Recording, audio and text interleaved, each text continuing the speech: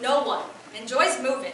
You have to box up all your stuff, put it on a truck, take it out of the truck, and then take it out of boxes. No wonder Nathan Heller decided he needed help. He pulled out his phone, pushed a few buttons on an app called TaskRabbit, and quickly hired a guy who could do all that work for him.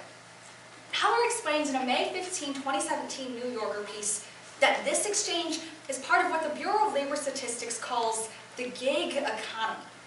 People hired to do a single task, online and on demand. According to tech website Recode on May 25, 2017, the number of gig workers in the US is expected to surpass 9 million in the next 3 years.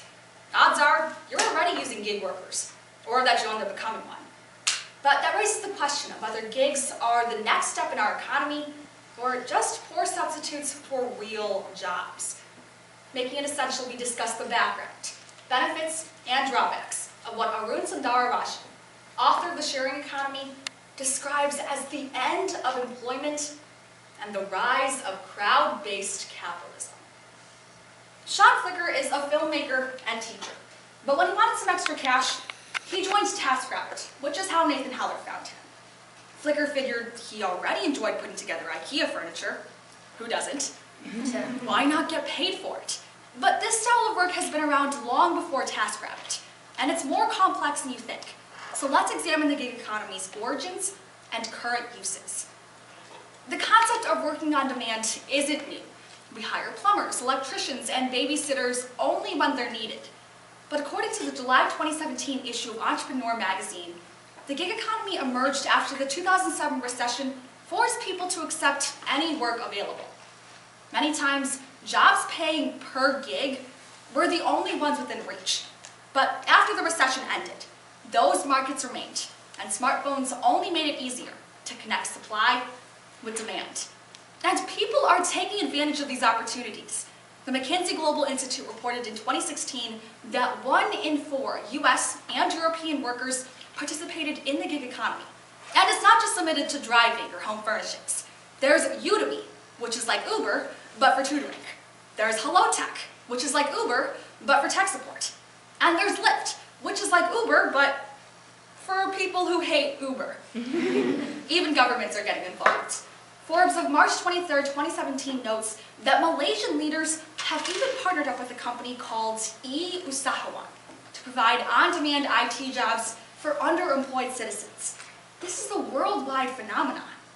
That same publication predicted that by 2020, half of America will participate in the gig economy in some fashion. So it's not just a passing fad. It's the workforce of the future. One of the main reasons Sean Flicker continues to use TaskRabbit is that he can control his own schedule. Most traditional jobs don't allow that. But that type of flexibility is what's leading to the rise of the gig economy. Its supporters agree there are benefits for both workers and consumers.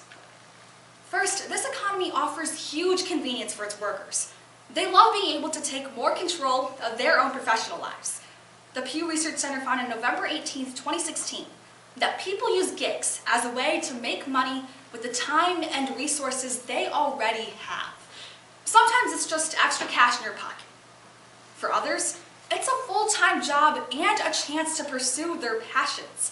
The New York Times of December 14, 2016 published an article about the company Feastly, which offers chefs the opportunity to organize dinners where they could try new recipes, bond with strangers, and, yes, make some money in return.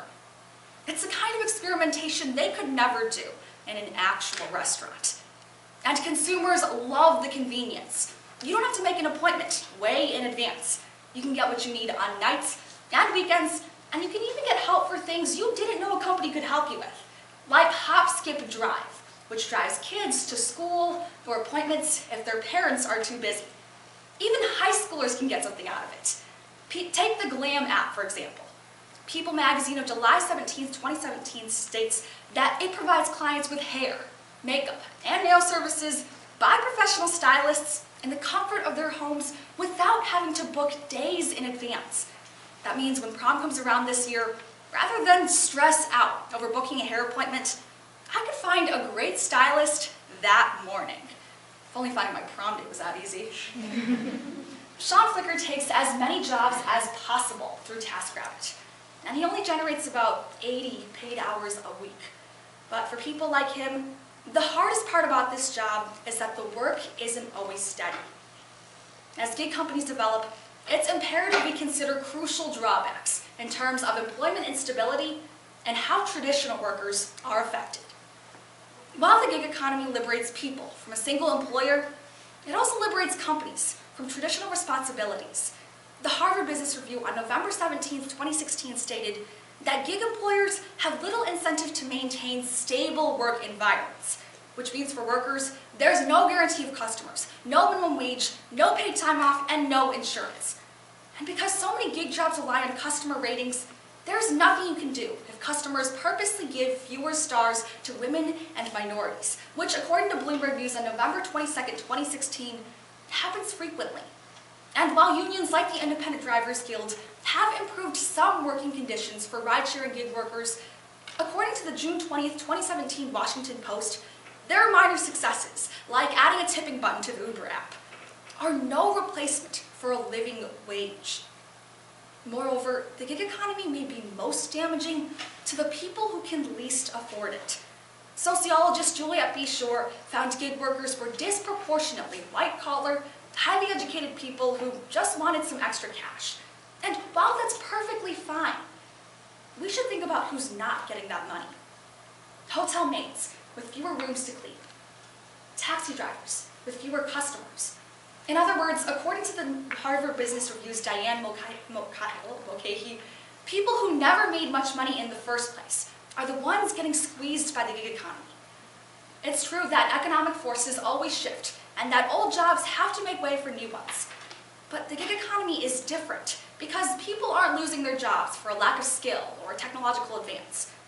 They're losing them because they can't afford to keep doing what they do.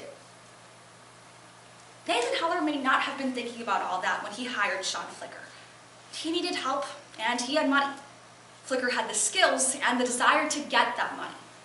Both of them walked away satisfied with the exchange, and after exploring the background, benefits, and drawbacks of the gig economy, it's clear this market has a lot of potential. But we should be aware that for all its benefits, there are many costs we may never even consider when the gig is finally up.